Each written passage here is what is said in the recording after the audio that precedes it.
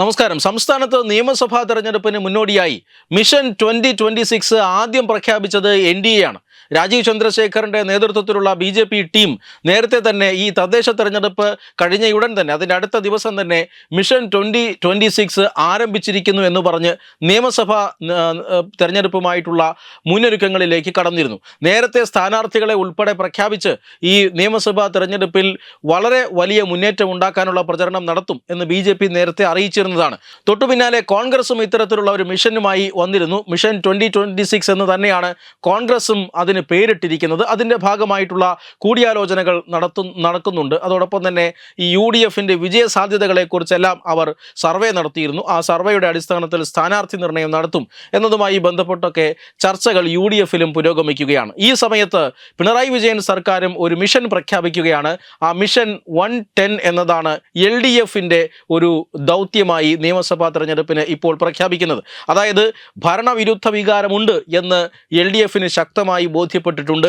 അത് തദ്ദേശ തെരഞ്ഞെടുപ്പിൽ വളരെ വ്യക്തമായി തന്നെ പ്രതിഫലിക്കുകയും ചെയ്തിട്ടുണ്ട്. പക്ഷേ ഭരണവിരുദ്ധ വികാരം ഒന്നില്ല എന്നാണ് LDF നേതാക്കൾ പരസ്യമായി പറയുന്നത്.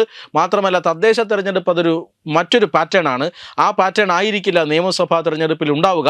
നിയമസഭാ തെരഞ്ഞെടുപ്പിൽ 110 സീറ്റുകൾ നേടണം, മൂന്നാം പിണറായി വിജയൻ സർക്കാർ വരണം എന്നാണ് ഇപ്പോൾ പിണറായി സർക്കാരിൻ്റെയും അതുപോലെ തന്നെ LDFൻ്റെയും മിഷനായി ഇപ്പോൾ അവർ പുറത്തുവിടുന്നത്. 110 സീറ്റുകൾ വിജയിക്കാനായി ഇതുവരെ തുടർന്ന ഒരു നയമായിരിക്കില്ല ഈ സർക്കാർ തുടരുക. അതായത് കൂടുതൽ ജനകീയമാവുക, ജനങ്ങളുമായി കൂടുതൽ ഇടപഴകുക, വാർത്താ സമ്മേളനങ്ങളും മറ്റും കൂടുതൽ വാർത്താ ഇടപെടലുകൾ നടത്തുക, മുഖ്യമന്ത്രി അടക്കമുള്ള മന്ത്രിമാർ ജനങ്ങളുമായി സംവദിക്കുക, അതോടൊപ്പം തന്നെ ഭരണ നേട്ടങ്ങൾ എടുത്തു പറയുക. ഇതൊക്കെയാണ് മുഖ്യമന്ത്രി അധ്യക്ഷനായിരുന്ന ഈ സ്പെഷ്യൽ ക്യാബിനറ്റിൻ്റെ തീരുമാനങ്ങളായി ഇപ്പോൾ പുറത്തു വരുന്നത്. അതായത് ഏറ്റവും ഒടുവിലായി ഏറ്റവും അവസാന നിമിഷം ഈ ഭരണവിരുദ്ധ തരംഗത്തെ ഒഴിവാക്കാനായി സർക്കാർ മുഖം മിനുക്കുകയാണ്. അതിൻ്റെ ഭാഗമായിട്ടാണ് കൂടുതൽ ജനകീയമാവുക എന്ന തീരുമാനം അവരെടുത്തിരിക്കുന്നത്. പക്ഷേ സർക്കാരിൻ്റെ അത്രയും ആത്മവിശ്വാസം പാർട്ടിക്കില്ല, അതായത് LDFനെ നയിക്കുന്ന CPMനില്ല എന്നാണ് ഇപ്പോൾ ലഭ്യമാകുന്ന വിവരം. സർക്കാരിനോട് തീർച്ചയായും പാർട്ടി ആവശ്യപ്പെട്ടിട്ടുണ്ട്, ഇതിങ്ങനെ വികസന നേട്ടങ്ങൾ മാത്രം പറഞ്ഞാൽ പോരാ, കാരണം വികസനം പറയാൻ അത്രയ്ക്കൊന്നുമില്ല, അതുകൊണ്ട് രാഷ്ട്രീയം പറയണം എന്നാണ് പാർട്ടി നൽകിയിരിക്കുന്ന നിർദ്ദേശം. മന്ത്രിമാരും അതുപോലെ തന്നെ മുഖ്യമന്ത്രിയും അടക്കമുള്ളവർ ഇനി വരും ദിവസങ്ങളിൽ വാർത്താ സമ്മേളനത്തിൽ സംവദിക്കുമ്പോൾ കൃത്യമായ രാഷ്ട്രീയം പറയണം എന്നാണ് പാർട്ടി പറയുന്നത്. അതായത് ഈ രാഷ്ട്രീയം മറ്റൊന്നുമല്ല, വികസനം മുന്നോട്ട് വയ്ക്കാൻ ഒന്നും ഇല്ലാത്ത ഒരു സാഹചര്യം LDFനുണ്ട്. പെൻഷൻ തുക വർദ്ധിപ്പിച്ചത് തന്നെയും ഏറ്റവും ഒടുവിലാണ്, ഈ ഭരണത്തിൻ്റെ അവസാന ഘട്ടത്തിലാണ്. ശബരിമല സ്വർണ്ണ കൊള്ള ഉൾപ്പെടെയുള്ള കാര്യങ്ങൾ വലിയ വിവാദമായി കേരളത്തിൽ കത്തി നിൽക്കുന്നുണ്ട്. ശബരിമല സ്വർണ്ണക്കൊള്ളയിൽ പ്രതികളായി പിടിച്ച് ജയിലിൽ അടച്ചിട്ടിരിക്കുന്നത് CPIMൻ്റെ ഉന്നത നേതാക്കളാണ്, അല്ലെങ്കിൽ CPIMുമായി അടുത്ത ബന്ധമുള്ളവരാണ്. അതുകൊണ്ട് തന്നെ ഇവരിൽ നിന്നൊക്കെ പാർട്ടിക്കും സർക്കാരിനും എങ്ങനെ ഒഴിഞ്ഞു മാറാൻ കഴിയും എന്ന വിമർശനം CPIMൽ തന്നെ ഉയരുന്ന സാഹചര്യത്തിൽ പിണറായി ഇപ്പോൾ പ്രതിരോധത്തിലാവുകയാണ്. അതുകൊണ്ട് തന്നെയാണ് രാഷ്ട്രീയം പറയണമെന്ന ഒരു മറുമരുന്ന് പാർട്ടി പ്രയോഗിക്കുന്നത്. അതായത് രാഷ്ട്രീയം പറയുക എന്ന് പറഞ്ഞാൽ അത്രമാത്രം രാഷ്ട്രീയം പറയാൻ കേരളത്തിൽ ഇല്ല. ഈ രാഷ്ട്രീയം എന്നതുകൊണ്ട് ഉദ്ദേശിക്കുന്നത് പഴയ കഥകൾ തന്നെയാണ്. അതായത് സംസ്ഥാനത്തെ സാമ്പത്തിക പ്രതിസന്ധിക്ക് കാരണം കേന്ദ്ര സർക്കാരാണ്.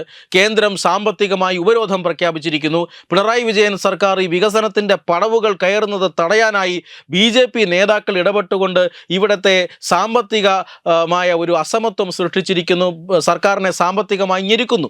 അങ്ങനെ സാമ്പത്തിക പ്രതിസന്ധിയിലായ കേരള സർക്കാരിന് ഈ കേരളത്തിന് വേണ്ടി ഒന്നും ചെയ്യാൻ കഴിയാത്ത ഒരു സാഹചര്യമുണ്ട് എന്നതാണ് ഏറ്റവും പ്രധാനപ്പെട്ട കാര്യം. ഇങ്ങനെയുള്ള ന്യായവാദങ്ങൾ മുഴക്കുക എന്നതാണ് ഇപ്പോൾ CPM ഉദ്ദേശിച്ചിരിക്കുന്നത്. മാത്രമല്ല നേരത്തെ പറഞ്ഞതുപോലെ ഗുജറാത്ത്, ശൂലം, ഭ്രൂണം എന്നിങ്ങനെയൊക്കെയുള്ള വാദഗതികൾ മുന്നോട്ട് കൊണ്ടുവരിക. ഇങ്ങനെ BJPക്കും UDFനും എതിരായി നിരന്തരം ഇത്തരത്തിലുള്ള രാഷ്ട്രീയം, പഴയ രാഷ്ട്രീയ കഥകൾ അത് പുറത്തേക്കിടുക, അത് പറഞ്ഞുകൊണ്ടിരിക്കുക. അത് പറഞ്ഞ് കേരളത്തിലെ ജനങ്ങൾ ഒരു പൊളിറ്റിക്കലി മോട്ടിവേറ്റഡ് ആയിട്ടുള്ള ജനങ്ങളാണ്. നമുക്കറിയാം രാഷ്ട്രീയം കേരളത്തിനൊരു ഇഷ്ട വിഷയമാണ്, വിവാദങ്ങൾ എപ്പോഴും ഇഷ്ട വിഷയമാണ്.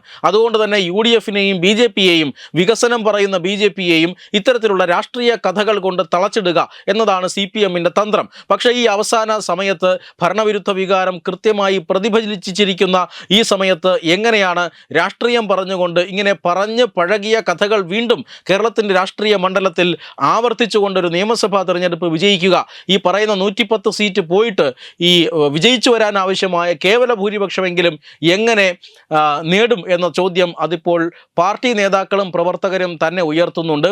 തടി കേടാകാതെ, അതായത് വലിയ നാണക്കേടില്ലാത്ത പരാജയമെങ്കിലും നേടാൻ കഴിയുമോ എന്നതിനെക്കുറിച്ചാണ് ഇപ്പോൾ CPM യഥാർത്ഥത്തിൽ ആലോചിക്കേണ്ടത്. പക്ഷേ 110 സീറ്റ് എന്ന ഒരു വലിയ പ്രഖ്യാപനം നടത്തി അവരും ഒരു മിഷനുമായി ഇറങ്ങുകയാണ്.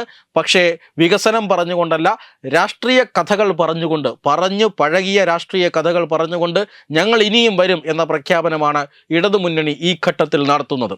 വെബ് ഡെസ്ക് തത്തുമൈ ന്യൂസ്.